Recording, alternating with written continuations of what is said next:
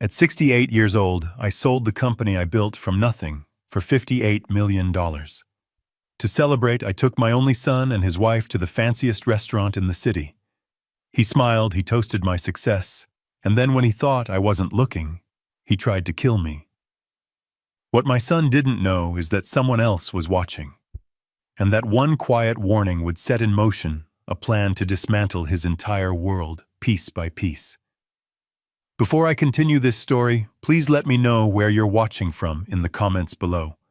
And be sure to like this video and subscribe to the channel if you believe that a legacy is something you build, not just something you inherit. The restaurant was the kind of place where the silence had weight. It was broken only by the gentle clinking of silver on porcelain and the low murmur of conversations from people who never had to raise their voices to be heard. Across the starched white tablecloth, my son Kevin and his wife Brenda were performing. Their smiles were too bright, their praise too polished. They looked at me with an awe that felt rehearsed, like a scene they had practiced in the car on the way over.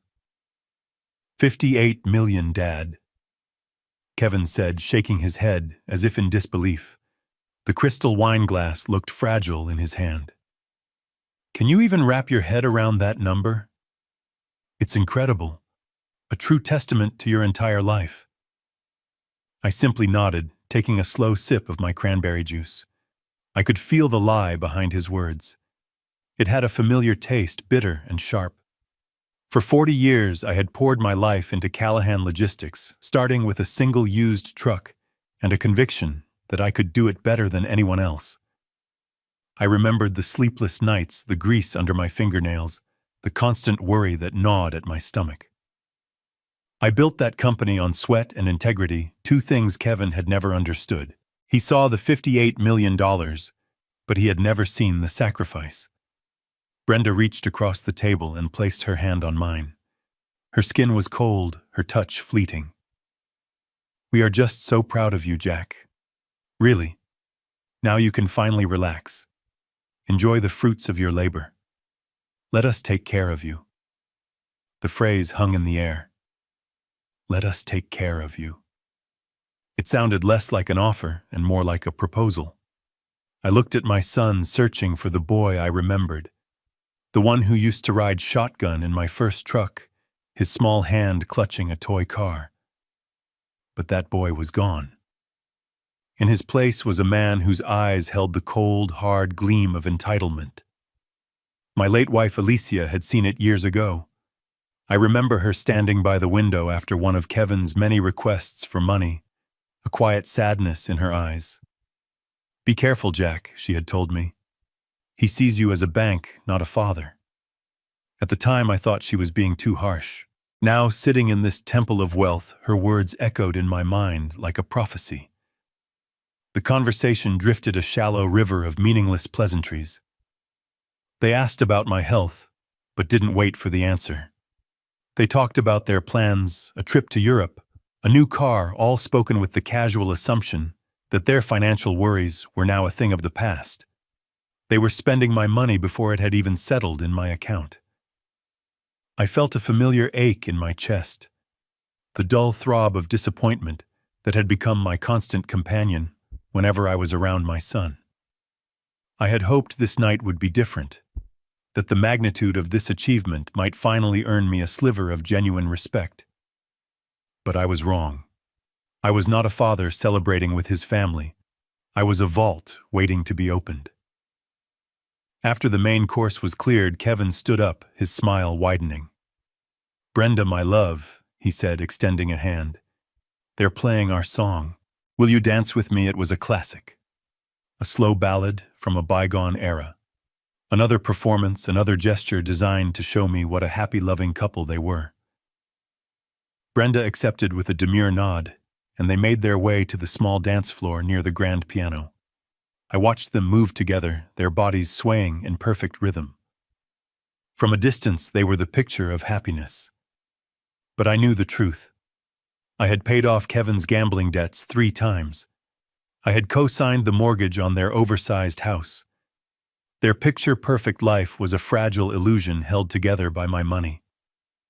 I turned my attention back to my drink. Just cranberry juice. My doctor had been firm after my last checkup. Your heart is strong, Jack, but it's not invincible. No more whiskey. From now on, you're a cranberry juice man. It was a small sacrifice for a longer life. I swirled the deep red liquid in my glass, watching the ice cubes clink against the sides. A life I intended to enjoy. That's when I noticed him. A man in a sharp security guard uniform was approaching my table. He was older, maybe in his early 60s, with a posture as straight as a steel rod and eyes that missed nothing. He moved with a quiet purpose, his gaze fixed on me. He stopped beside my chair, leaning in slightly, as if to share a secret. "Mr. Callahan," he said, his voice a low, steady rumble. It was calm but laced with an undeniable urgency. "I don't mean to alarm you, sir." He paused, his eyes flicking towards the dance floor, and then back to me. "But I was standing near the bar. I saw your son. When he was coming back to the table a few minutes ago, he thought no one was watching. I saw him pour something from a small vial into your juice." The world stopped. The music from the piano faded. The clinking of glasses disappeared. All I could hear was the frantic pounding of my own heart. I stared at the man whose name tag read Marcus. His face was a mask of professional concern, but in his eyes I saw genuine worry. He was telling the truth. I didn't gasp. I didn't shout. Years of negotiating tough contracts and dealing with crises had taught me to control my reactions. A cold wave washed over me, so chilling it felt like ice water in my veins. I looked down at the glass in my hand. The deep red liquid, once a symbol of my healthy choices, now looked like a cup of poison. Every nerve in my body screamed at me to throw it against the wall, to confront my son, to cause a scene. But I did none of those things. I simply looked at Marcus, and a silent understanding passed between us. I gave him a single, almost imperceptible nod. It was all the confirmation he needed. He straightened up, gave a slight touch to the brim of his cap, and walked away, disappearing back into the shadows of the restaurant. My mind raced, connecting dots I had refused to see for years. Kevin's impatience, his constant questions about my will, his frustration when I told him I planned to live another 20 years. It wasn't just greed. It was something far darker. He didn't just want my money. He wanted me gone. The boy I had raised, the child I had loved, had just tried to murder me for his inheritance.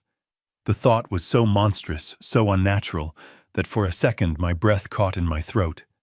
But the cold, hard logic was undeniable. The $58 million had not been a celebration. It had been a death sentence. Just then the song ended.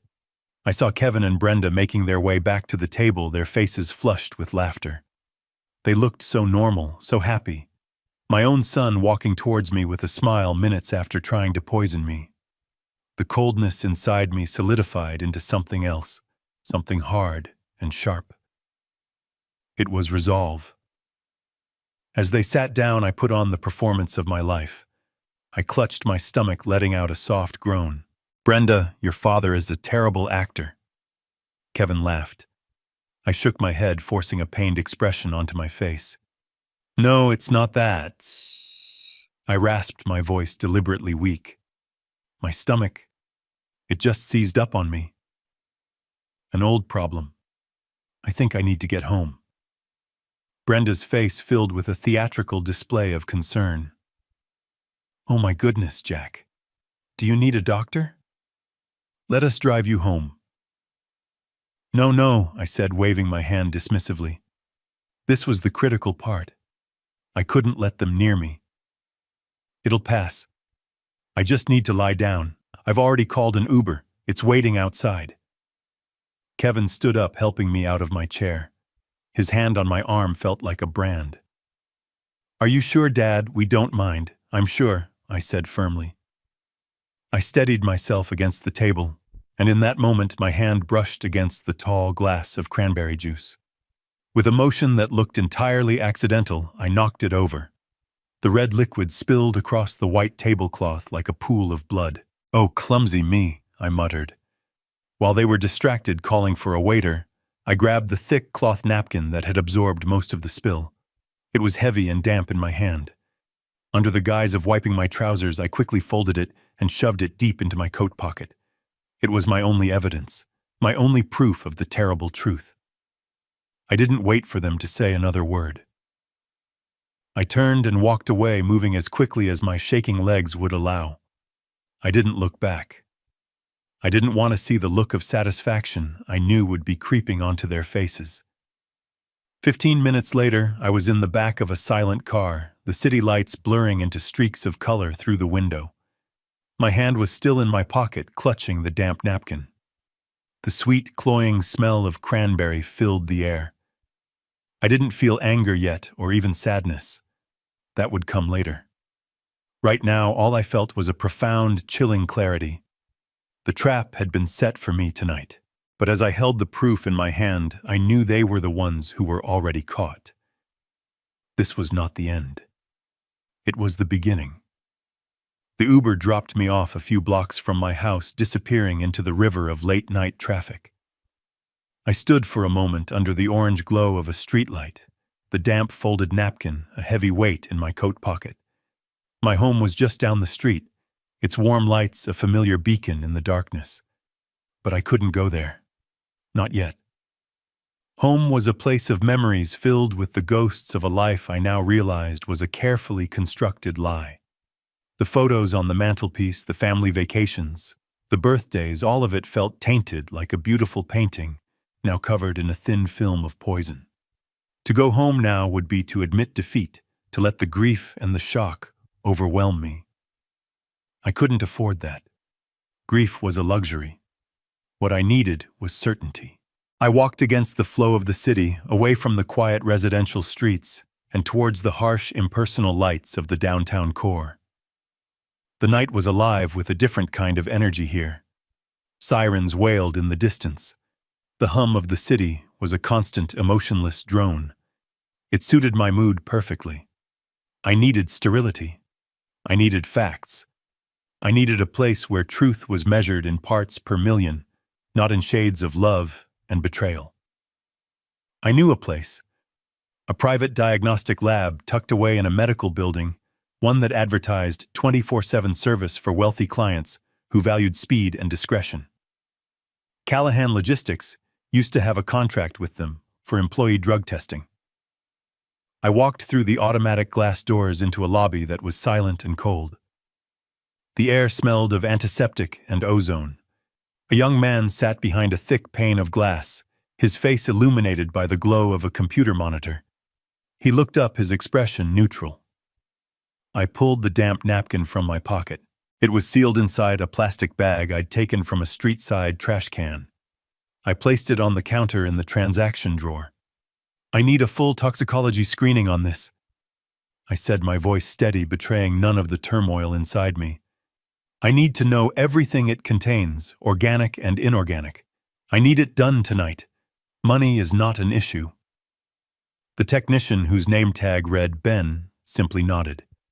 He slid the drawer back, examined the sample with professional detachment, and began typing at his computer. "A Priority 1 toxicology panel will be expensive, sir." "Just do it," I said, pulling out my credit card. He ran the card, slid a form towards me, and pointed to a line at the bottom. "I'll need a contact number or email to send the encrypted results when they're ready. Should be about 3 to 4 hours." I wrote down my private email address, pushed the form back, and turned to leave. There was a small, sterile waiting area, but I couldn't sit there. I couldn't be still. I needed to keep moving. I found a small, all-night diner a block away, the kind of place that felt unstuck in time. I ordered a black coffee I had no intention of drinking, and sat in a booth by the window, watching the city's nocturnal life unfold. My mind started to work, processing the situation with the same methodical logic I used to build my business. My first instinct, the instinct of any citizen, was to call the police, to report the crime, but I immediately dismissed the thought. A police report would create a public record. The story would leak to the press. I could see the headlines now. Logistics mogul Jack Callahan poisoned by his own son. My name, my company's name, my legacy, all of it would be forever tied to this single sordid act of betrayal. Alicia's memory would be dragged through the mud. It would become a public spectacle, a feast for tabloids and gossip columnists. No. This wasn't a crime that could be healed by a public trial and a prison sentence. This was a deep, malignant cancer within my own family. It required not a policeman's handcuffs, but a surgeon's scalpel. A private, precise, and radical excision. I thought back searching for the signs I must have missed. I saw Kevin as a boy, a child who could lie with a placid, innocent face. I remembered him blaming the neighbor's kid for a window he had broken, a lie he held onto even when confronted with the truth. I remembered his teenage years, the string of borrowed and unreturned items, the casual disregard for other people's property or feelings. I had called it carelessness, immaturity. I had made excuses for him, telling myself he would grow out of it. Alicia had known better. She had tried to warn me. I had been a fool. A loving, hopeful, but ultimately blind fool. The most chilling thought was the vial. Marcus, the security guard, had been specific. A small vial. That meant this wasn't an impulsive act of anger. This was premeditated. My son, my only child, had researched my health conditions. He had acquired a specific substance. He had carried that vial to the restaurant with a clear and singular purpose. He had waited for the right moment, a moment of distraction, to turn a celebratory dinner into an execution. He had smiled at me, toasted my health, all while knowing he had just delivered my death sentence into my glass. The sheer coldness of it, the absolute lack of a soul, was what truly terrified me. My phone buzzed on the table. It was an email. The subject line was a sterile string of numbers, a case file ID. My heart hammered against my ribs. I took a deep breath, opened the encrypted file, and began to read. The document was filled with chemical names and technical jargon, but there was a summary at the top written in plain English for the client. My eyes scanned the words. Substance detected, metoprolol tartrate. Concentration, 2,500 milligrams per 100 milliliters. I didn't know the name, but I kept reading. The technician had added a clinical note. Metoprolol is a beta blocker commonly prescribed for cardiovascular conditions. The standard therapeutic dosage is typically 25 to 100 milligrams. The detected concentration is exponentially higher for an individual with a pre-existing cardiac condition. Ingestion of this dosage would almost certainly induce acute myocardial infarction within 1 to 2 hours, the symptoms of which would be virtually indistinguishable from a naturally occurring fatal heart attack. A heart attack. That's how it would have looked. The grieving son, the tragic but not entirely unexpected death of an aging businessman. It was the perfect murder. I closed the phone. The coffee in front of me had gone cold. A tiny, desperate part of me had been clinging to the hope that it was all a mistake, a misunderstanding, a terrible, elaborate prank. But that hope was gone now, obliterated by the cold, hard science on the screen. The document was a death certificate that had thankfully not been needed. I looked out the diner window. The first hints of dawn were beginning to soften the edges of the city. A new day was beginning. I felt no anger, no rage.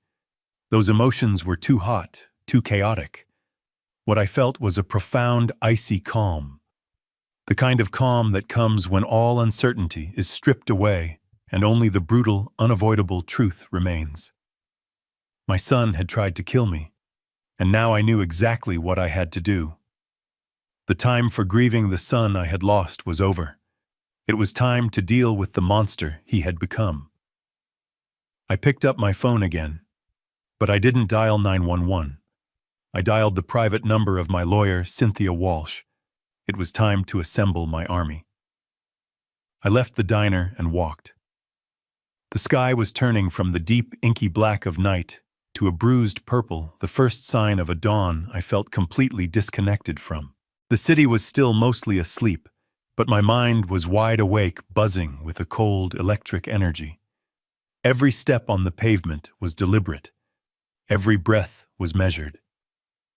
The shock had burned away, leaving behind a core of pure, unyielding resolve. I knew who I had to call. There was only one person I trusted to navigate the storm that was coming. I stopped on a quiet corner and dialed her private number from memory. It rang twice. A voice clear and sharp even at this ungodly hour answered. "Walsh. Cynthia. It's Jack. I need to see you. Now." There was no hesitation, no sleepy confusion in her voice. Just immediate acceptance. "My office." 30 minutes. The line went dead. Her office was on the 40th floor of a glass and steel tower that overlooked the entire city. When I arrived, the building was silent, the main lobby empty except for a lone security guard. But the private elevator to her floor worked with my keycard just as she'd said it would. The doors opened not into a reception area but directly into her personal office. She was standing by the floor-to-ceiling window, a silhouette against the slowly brightening skyline, a half-empty mug of coffee in her hand. Cynthia Walsh was in her late 40s, with her father's steady gaze and a mind that moved faster than anyone I'd ever known. Her father David had been my best friend, my partner in the early impossible days of the company. I had known Cynthia since she was a little girl with pigtails and a fierce love for argument. I watched her grow up, watched her pass the bar with top honors, and when David passed away, she took over his role as my legal counsel, my confidant, and the closest thing I had to a daughter. She was family forged in decades of shared history and absolute trust. "Jack," she said, turning from the window. Her eyes, sharp and analytical, scanned my face. "You look like you've been through a war." "The war is just beginning," I replied. I didn't waste time with pleasantries. I sat down in one of the leather chairs opposite her large mahogany desk, and I told her everything. I started with the dinner at the restaurant, the stilted conversation, the fake smiles. I recounted the security guard's words, a story that felt no less insane, telling it the second time. Then I slid my phone across the polished surface of the desk, the lab report still open on the screen. She picked it up, her expression hardening as she read the clinical, brutal words. She placed the phone down gently, her knuckles white. She looked at me, and in her eyes I saw not just the outrage of a lawyer, but the personal fury of a loved one. "That son of a bitch," she whispered the words, a low, dangerous hiss. He finally did it. He finally crossed the line. She stood up and began to pace a coiled spring of energy. "All right. First call is to the district attorney. I'll wake him up myself. We'll have a warrant for Kevin's arrest before the sun is fully up. Attempted murder premeditated. With this lab report and the guard's testimony, it's an open and shut case." I held up a hand. "No." She stopped pacing and stared at me. "No, Jack. He tried to kill you."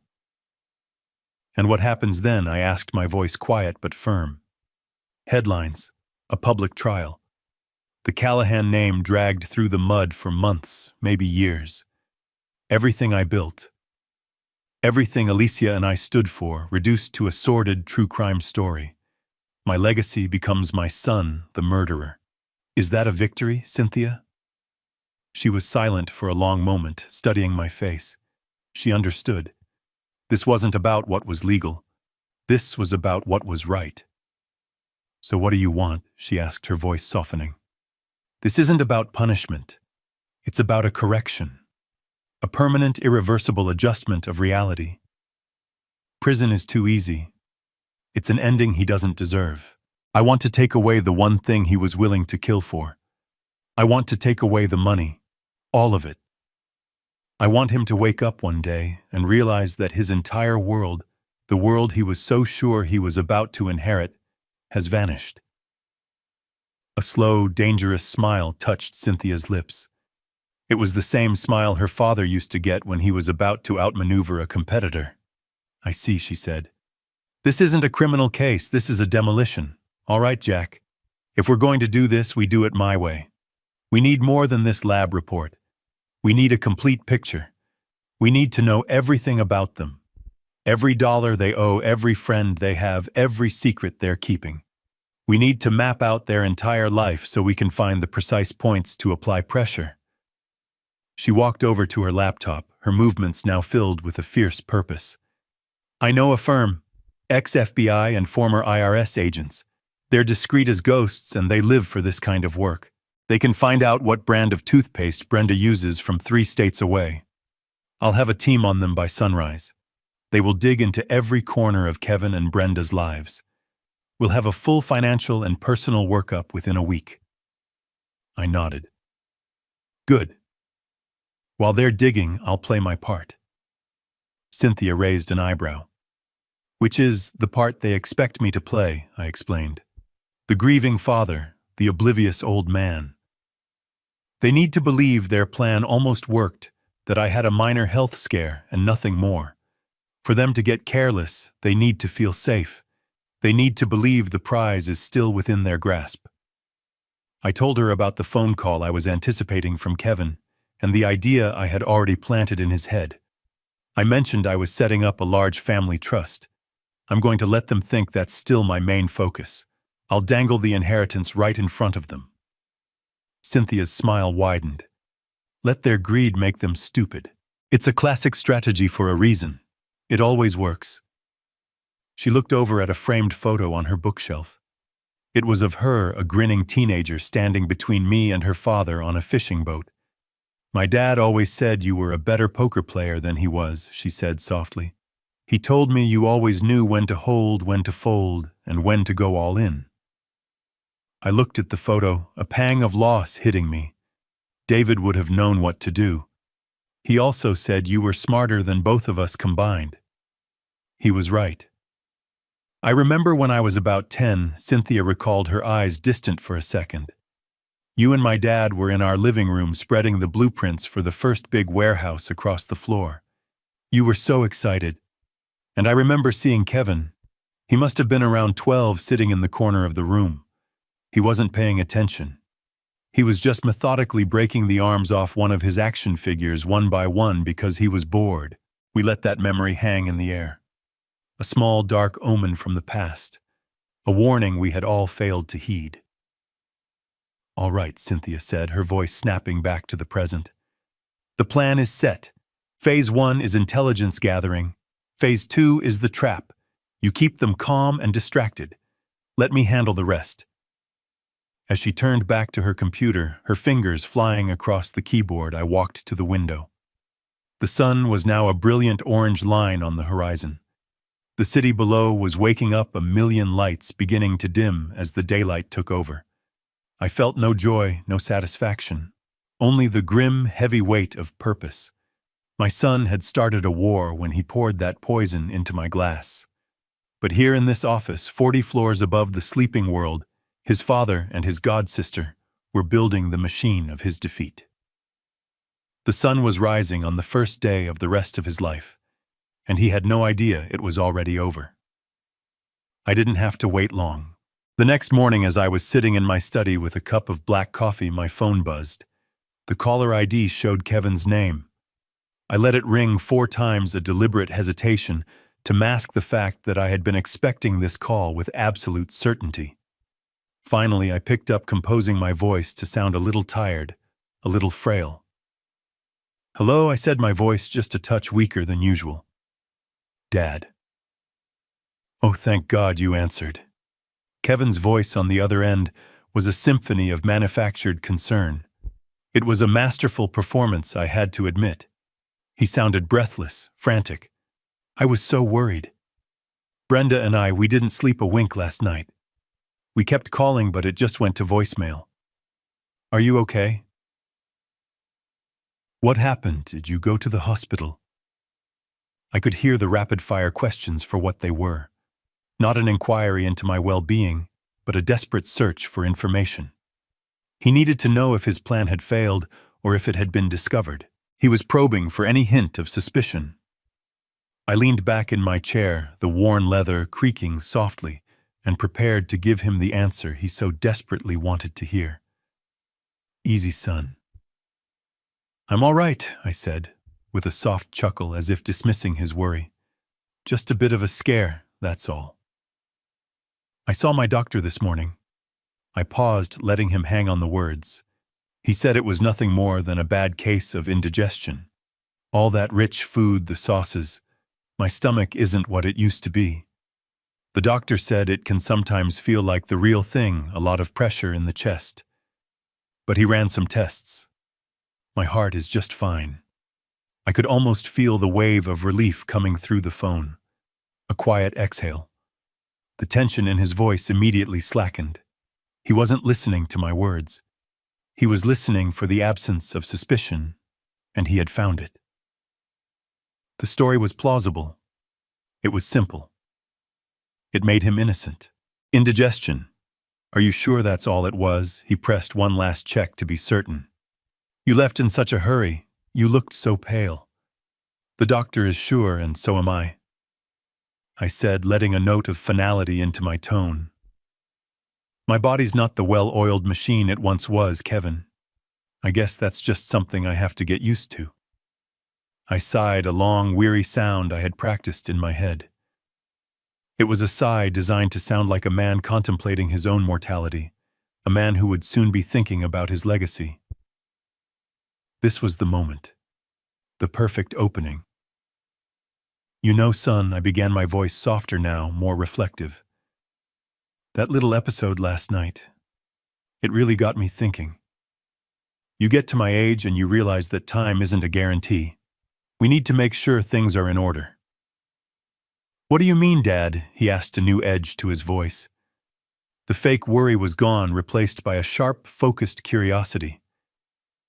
I let a few seconds of silence pass, as if I was gathering my thoughts. I've been on the phone with Cynthia Walsh this morning, I said, dropping her name deliberately. The mention of my lawyer would give my next words the weight of legal authority. We've been discussing my estate. That sale, $58 million. It changes things. It complicates things. Right. Yeah, of course, Kevin said quickly, his voice now dripping with anticipation. And I've decided, I said, delivering the bait with perfect casual precision, that the best way to handle it is to set up a significant family trust. A very large one.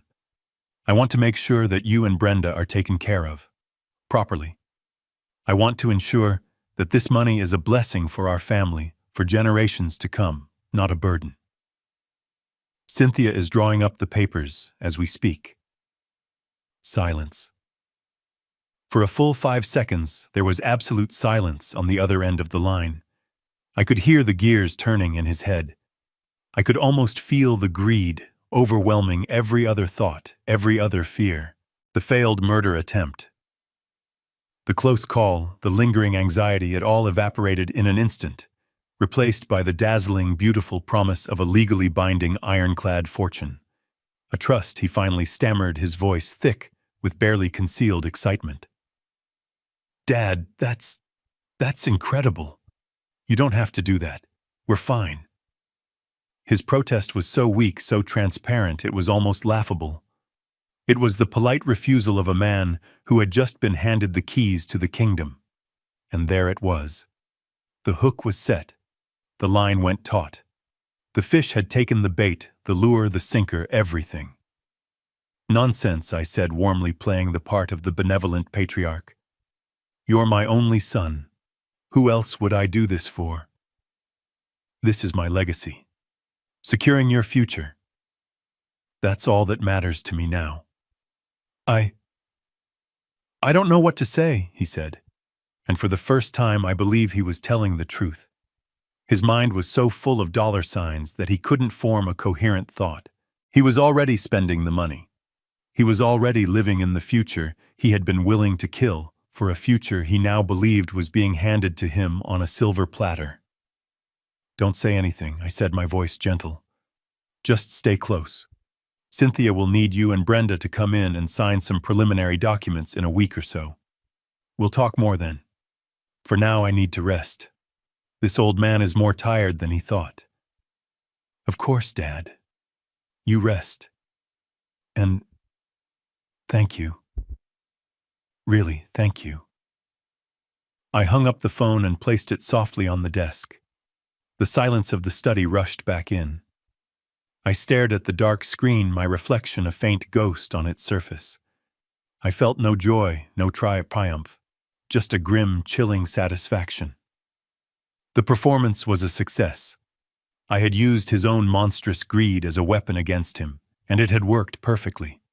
He was now a willing, even eager participant in my plan. He felt safe. He felt victorious. He would be looking for a pen to sign his name, not for shadows in the corners. I had bought us time. Time for Cynthia's investigators to dig. Time for me to build the perfect, inescapable trap. The game was now being played on my terms, by my rules, and my son had no idea he had already lost. A week passed. It was the quietest, most disciplined week of my life.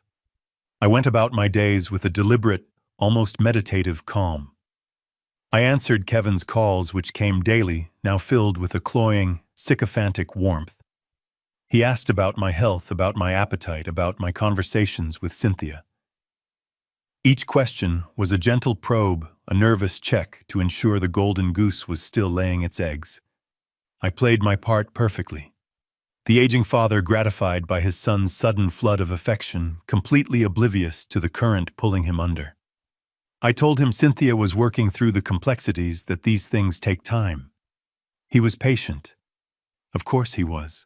What's another week of waiting, when you believe $58 million is the prize at the end?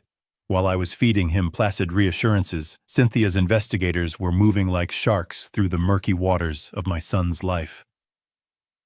On the 8th day, an email arrived from Cynthia. The subject line was a single word: report.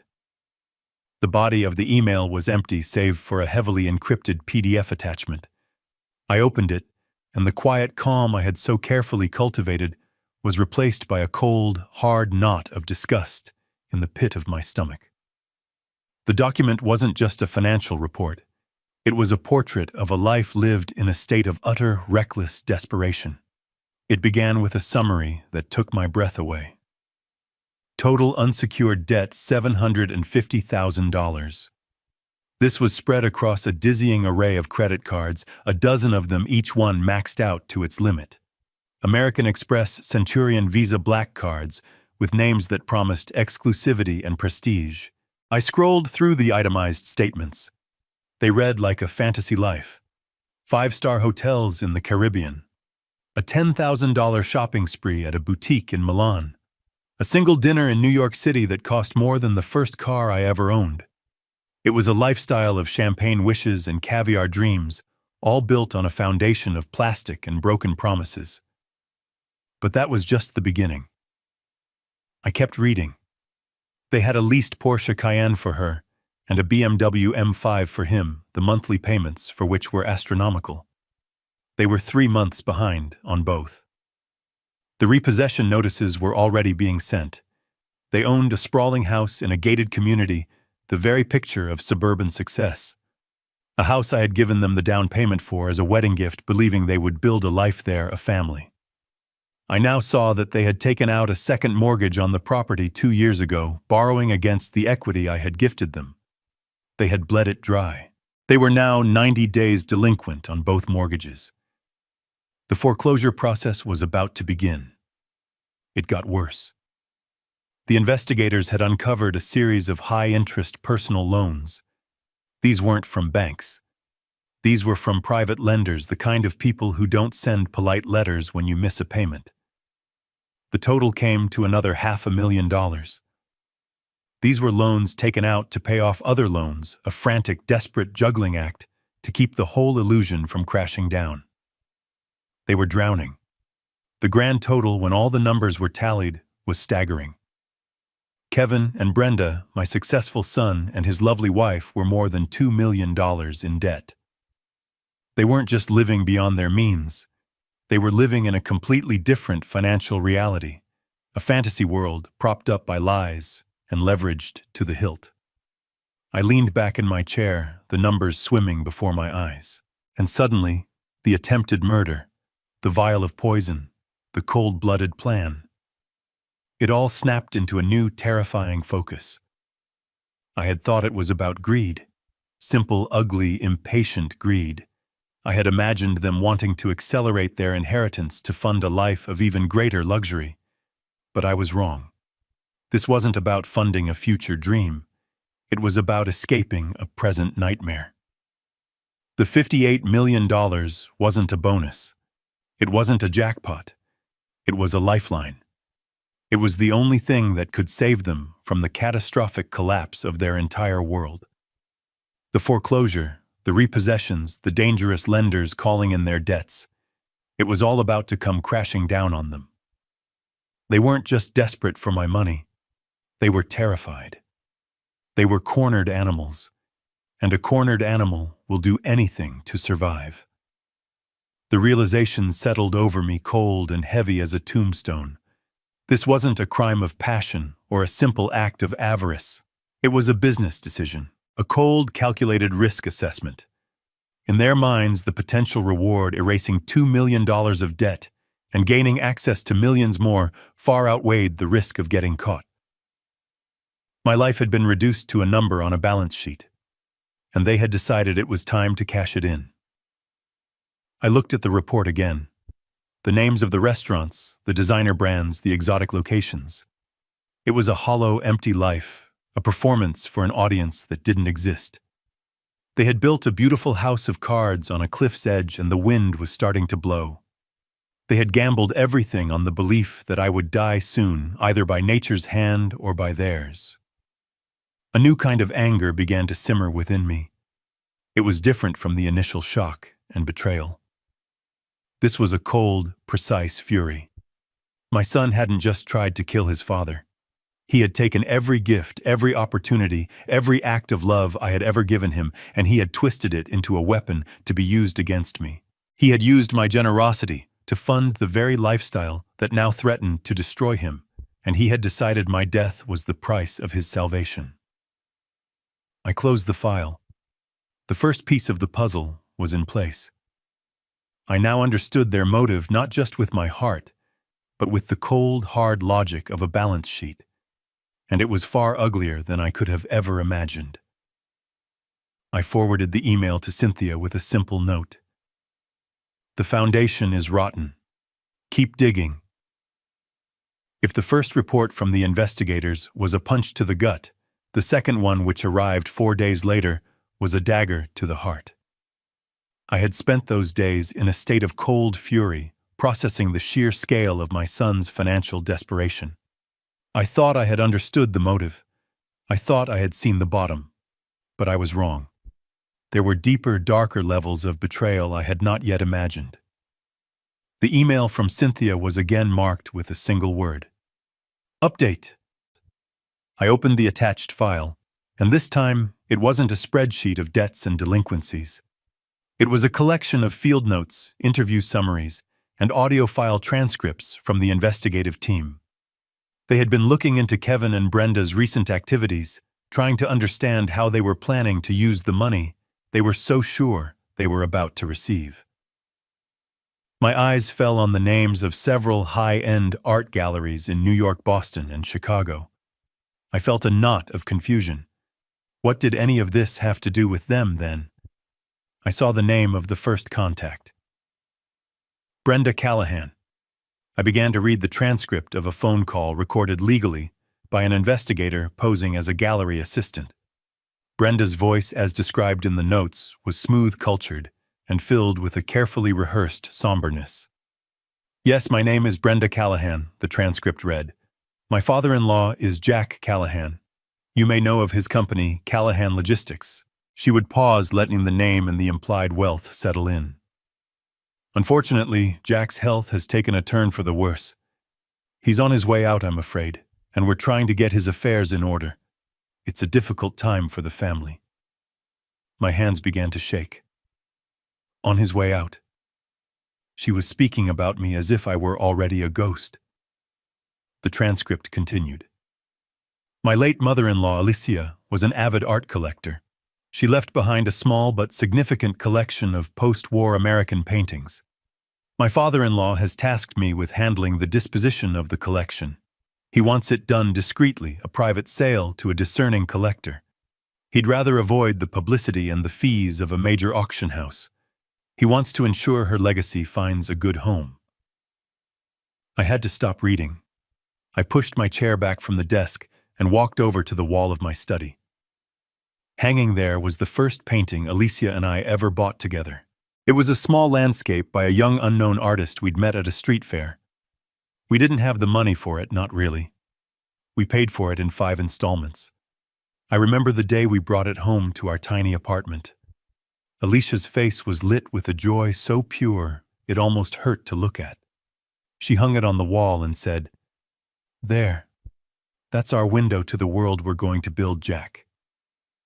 My gaze drifted to another painting, a large, chaotic, abstract canvas of vibrant blues and fiery oranges. She had bought it the week she was declared cancer-free after her first long, brutal battle with the disease.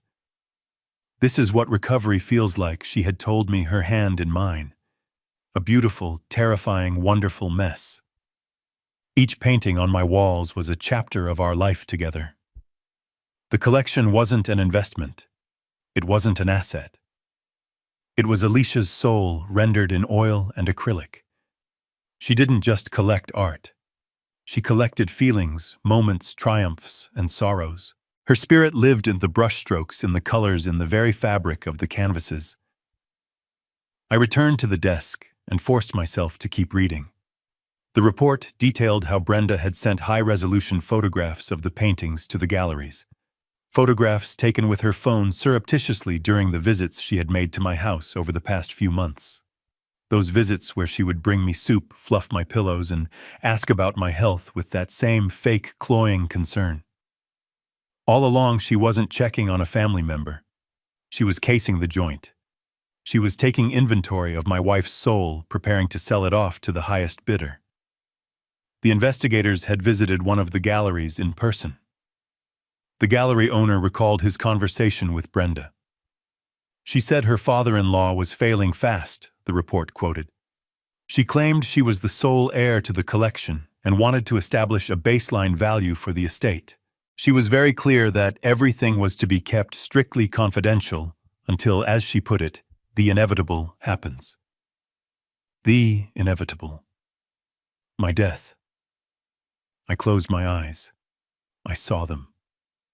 Kevin and Brenda walking through my home.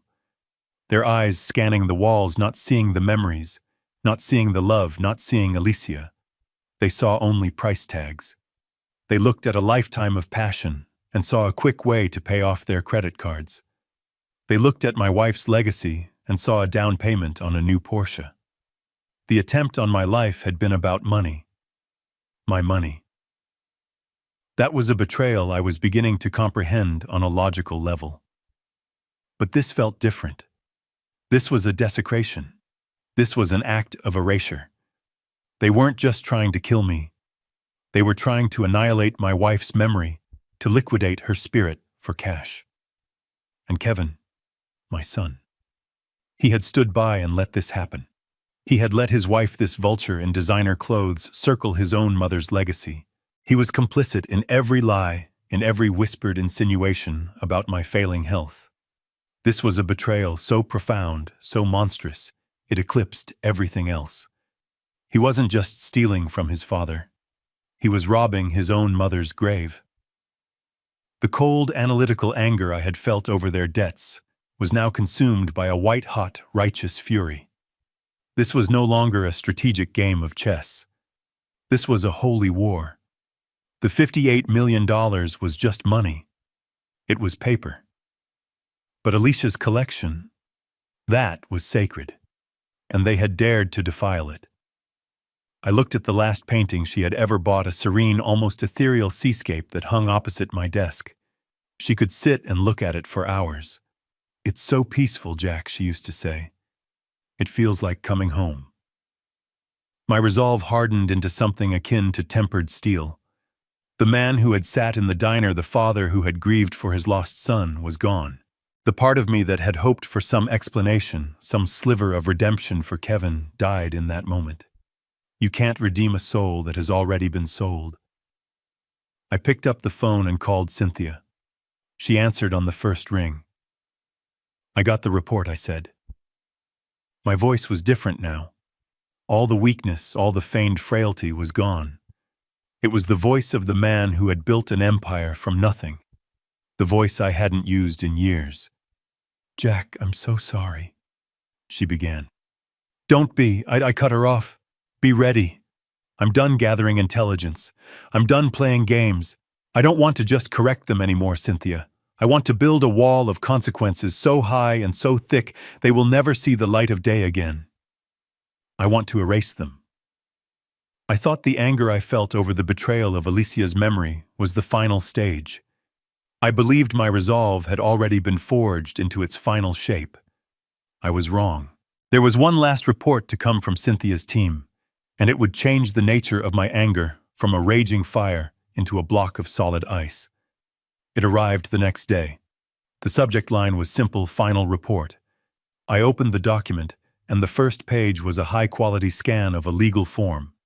It was a medical power of attorney, a document granting full and unrestricted authority to one Kevin Callahan to access any and all medical records and make critical health decisions on behalf of his father, Jack Callahan. My signature was at the bottom, a familiar, confident scrawl. Except it wasn't my signature. I have signed my name on hundreds of thousands of documents in my lifetime, from multi-million-dollar contracts to simple birthday cards. I know its every curve, every angle, every subtle imperfection. The signature on that document was a masterful forgery. It was a near-perfect imitation, close enough to fool any clerk or hospital administrator who wasn't looking for a lie. But it was a lie. I had never signed such a document. I had never in my darkest nightmares considered giving my son that kind of power over my life. The investigator's notes below the image were brief and chilling. The document had been filed with the records department at my primary hospital 3 months ago. 3 months. This wasn't a recent, desperate impulse. This was a long-term plan set in motion long before the company sale was even finalized. He had been laying the groundwork for months.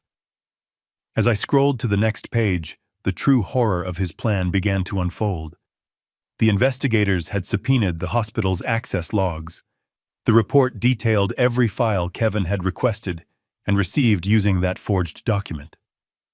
My complete cardiac history, the full results of my latest stress test, a detailed list of my prescriptions including their dosages and known side effects, my documented allergies. He had obtained a complete operational blueprint of my body's specific frailties. But the investigators hadn't stopped there. They had followed the digital breadcrumbs. The final section of the report detailed the internet search history from a series of burner phones and public library computers, all traced back to my son. The search terms were laid out in a simple bulleted list, a timeline of a murder being planned. How to get medical records of a parent. Fast-acting heart attack-inducing drugs. Tasteless beta blockers over the counter. Lethal dosage metoprolol for 200 palmophrol male with cardiac history. How to fake a natural death. Will an autopsy show metoprolol overdose? I read the list twice, then a third time. The words just hung there on the page, stark and undeniable. This was the smoking gun. This was the final missing piece of the puzzle. It connected everything. The forged document was how he got the knowledge. The internet searches showed his intent, and the lab report from the restaurant was the proof of his execution. I leaned back, and for the first time the full monstrous scope of his actions became clear. This wasn't just a son trying to kill his father for money. This was a strategist executing a meticulously researched plan. He had studied my medical records the way a general studies a map of enemy territory, searching for the precise point of weakness to launch his attack. He had approached my murder with the detached clinical precision of a scientist solving an equation. My life was a variable he needed to eliminate. The intimacy of it was what broke me. He had taken the most private information about my existence, the very data doctors used to keep me alive, and he had weaponized it against me. It was the ultimate perversion of the bond between a parent and a child. A son is meant to be a protector, a guardian in one's old age. My son had made himself my assassin. In that moment, any lingering sentiment I had for him, any ghost of the boy he used to be, turned to ash and blew away. The man who had done this was not my son. He was a stranger, a cold, calculating predator who looked at me and saw not a father, but an obstacle. The emotional connection, the cord that had bound me to him for 40 years, was finally and irrevocably severed. The anger was gone now, replaced by something far colder and far more dangerous. A profound, empty certainty. There were no more questions. There were no more doubts. There was only the endgame. The time for investigation was over. The time for action was here. I picked up my phone. I didn't need to look up Cynthia's number. I dialed. She answered immediately. "Did you see it?" She asked, her voice tight with rage. "I saw it," I replied. My own voice was calm, steady, and devoid of any emotion. It was the voice I used when I was about to close a deal, the voice I used when I was about to win. "We have everything we need. The picture is complete. What do you want to do, Jack?" "It's time to set the meeting," I said. "Book the main conference room for next Tuesday. Tell them it's the formal signing of the Callahan Family Trust. Tell them to come prepared to celebrate." I paused, looking out the window at the clear blue sky. It's time for the reading of the will, so to speak. Except the only thing I plan on giving my son is the truth. Every last damning piece of it. The day of the meeting arrived under a sky the color of slate. I stood by the window in Cynthia's 40th floor conference room, looking down at the city below. The cars were like tiny metallic insects, each one moving with a purpose, completely unaware of the quiet, life-altering event about to take place high above them. The room itself was designed for power. A long, dark mahogany table polished to a mirror shine reflected the gray light from outside. 12 high-backed leather chairs stood like silent, imposing sentinels. This was not a place for family chats. This was a place where fortunes were made and futures were broken. Cynthia and I had been there for an hour preparing. We didn't speak much. We didn't need to. Every step had been choreographed, every document triple-checked. On the table in front of her chair sat a neat stack of 5 thick blue folders. To anyone else, they would look like standard legal paperwork. To us, they were an arsenal. She adjusted them slightly, aligning their edges with perfect precision. It was the calm, methodical gesture of a surgeon laying out her instruments before the first incision. At precisely 10 o'clock, the door opened. Kevin and Brenda entered, and they brought with them a wave of triumphant energy that felt alien in the solemn, quiet room. They were dressed for the occasion. Kevin wore a tailored suit I had never seen before, and Brenda was in a bright, expensive-looking dress, a stark splash of color against the room's muted tones. They were glowing, radiating a kind of manic, giddy happiness that comes from a long-awaited victory. Dad Kevin boomed his smile so wide it looked painful. He strode over and wrapped me in a hug. It was the first time he had initiated a hug in 20 years. I stood perfectly still, my arms at my sides, enduring the contact. It felt like being embraced by a stranger, his touch a violation that made my skin crawl.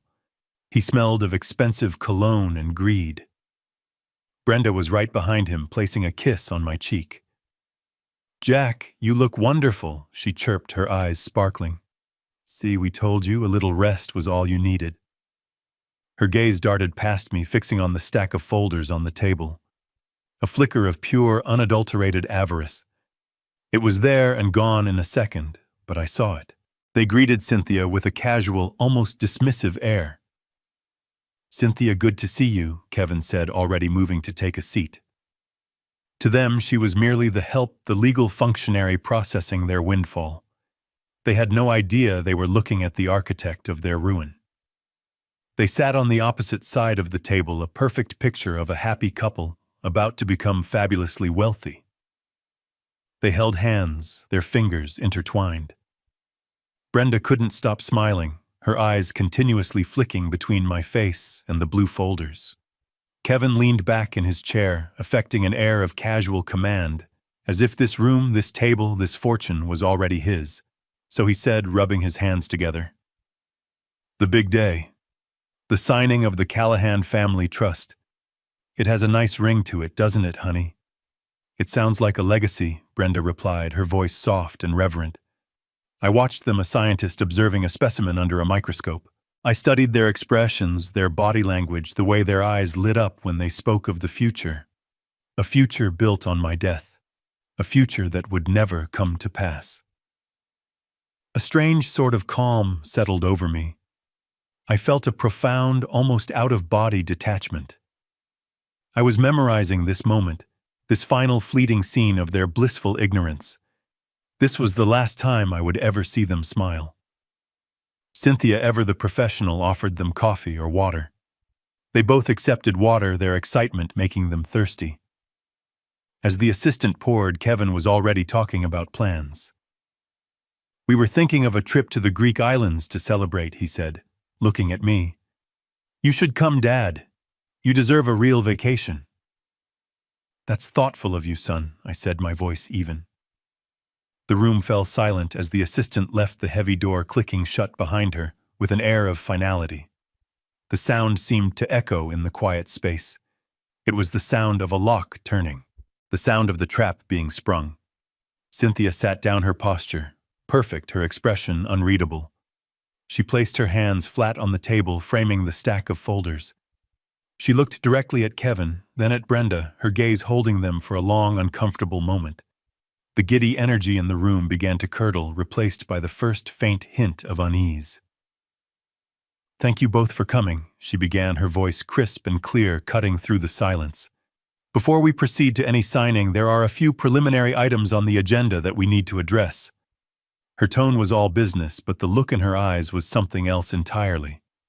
It was the look of a predator that knows the hunt is already over.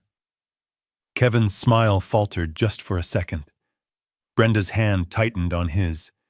The air grew thick, heavy with unspoken truths. The performance was over. The execution was about to begin. Cynthia let the silence in the room stretch for a long moment. She folded her hands on the table, her expression as calm and unreadable as a marble statue. Kevin and Brenda fidgeted, their triumphant smiles beginning to look like fragile masks. "Thank you both for coming," she said again, her voice cutting cleanly through the tension. "As I said, there are a few preliminary items to address before any signing."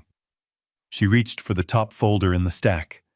The soft sound of her opening it was unnaturally loud in the quiet room. She slid a single document across the polished table towards them. It was the lab report. "Item 1, Cynthia stated, her voice devoid of emotion. "This is a toxicology report from a certified private laboratory conducted on a sample retrieved from your father's table at the Grandview restaurant 2 weeks ago."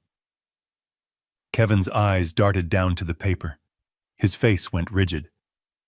Cynthia didn't need to let him read it. She already knew the contents by heart.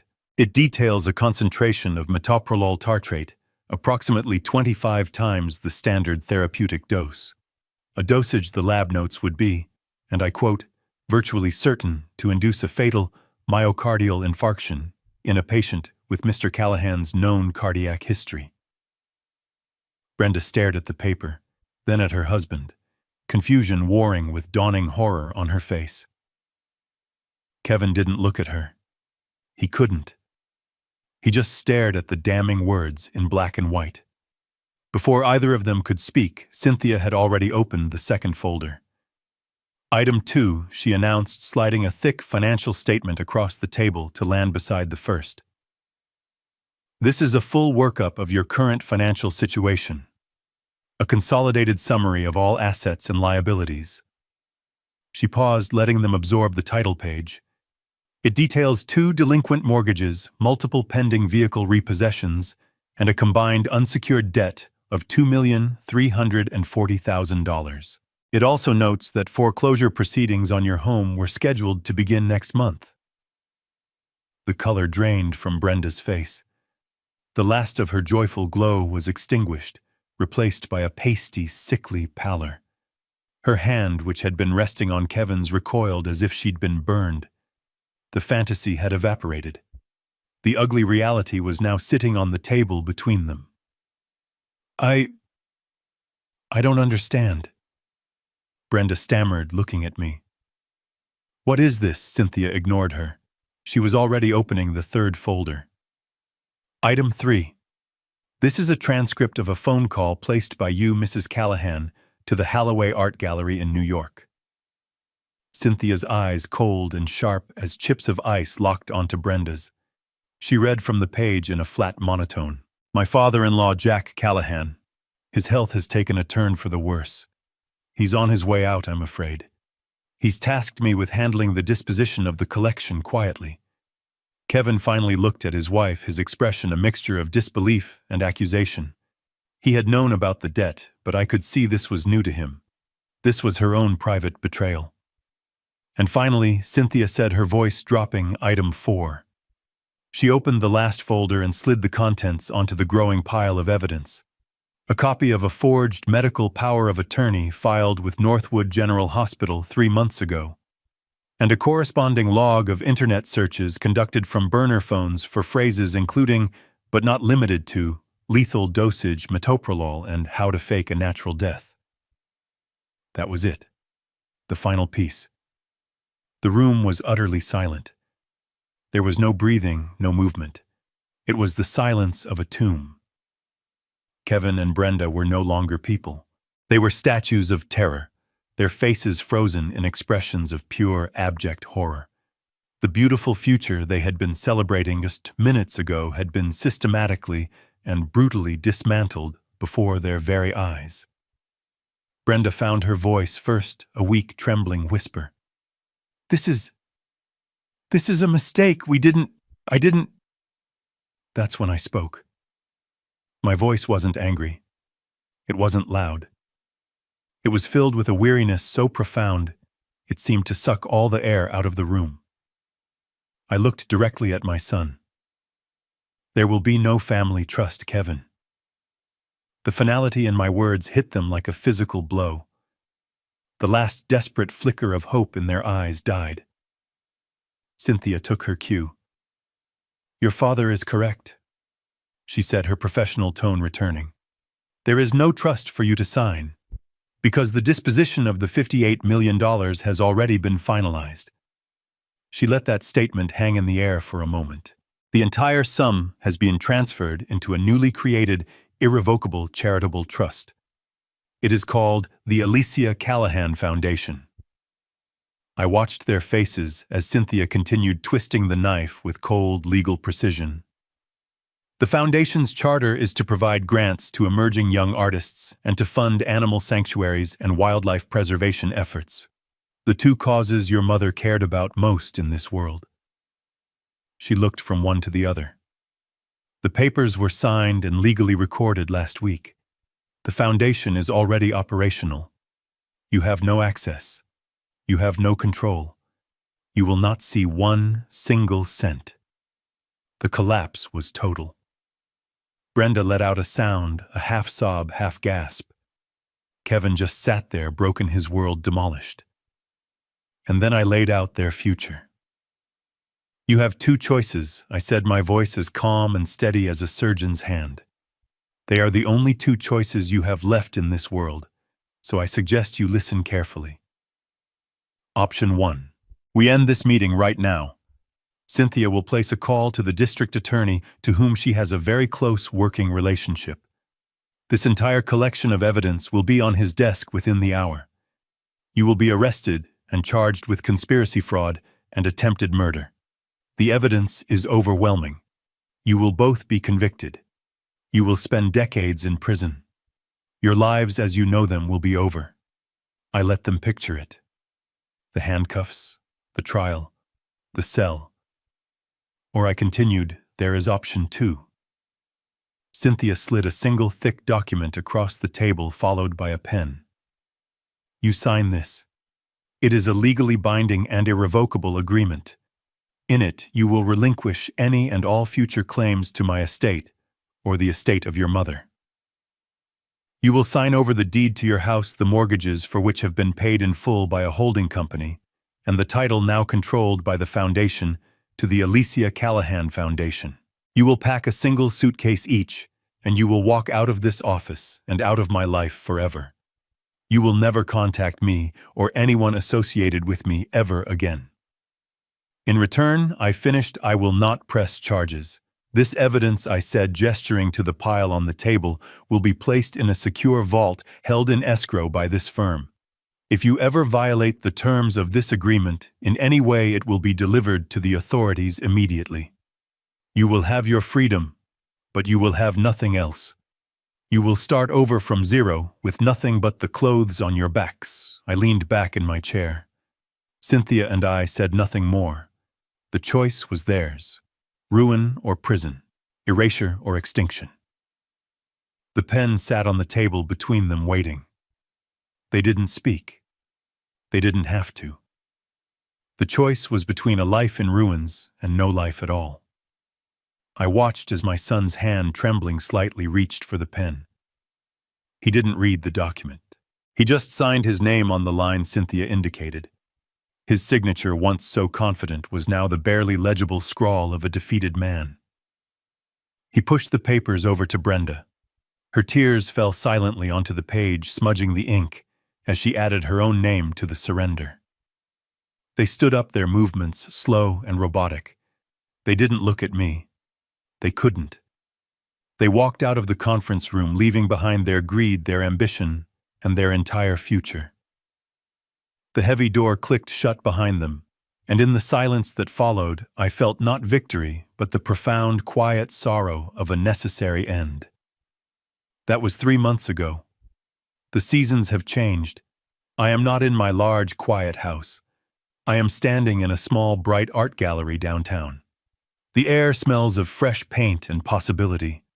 The walls are covered in bold, vibrant canvases, the work of young artists who are seeing their dreams realized for the first time. This is the inaugural exhibition funded by the Alicia Callahan Foundation. A young woman with paint stains on her hands and a fire in her eyes is standing beside me, explaining her piece. It's a chaotic, beautiful burst of color that reminds me so much of my wife. I am listening to her, really listening, and I am smiling. It's a genuine smile, one that reaches my eyes. It feels unfamiliar, but welcome.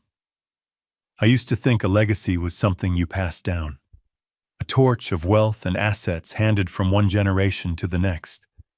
I spent my whole life building something to give to my son. I see now that I was wrong. A true legacy isn't what you leave to your family. It's what you leave in your community. It's the opportunities you create, the good you put out into the world that will continue to grow long after your name is forgotten. By taking away a fortune my son hadn't earned, I gave him the only thing my money could never buy him, the chance to build a life of his own. A life that has to be built on work and character, not on an inheritance. Whether he takes that chance is his choice, not mine. His story is his own now. But more importantly, we took the dark, ugly thing that his greed had created, and we transformed it. We turned a son's betrayal into an artist's first exhibition. We turned poison into paint. We turned a potential inheritance into an actual opportunity for hundreds of people I will never meet.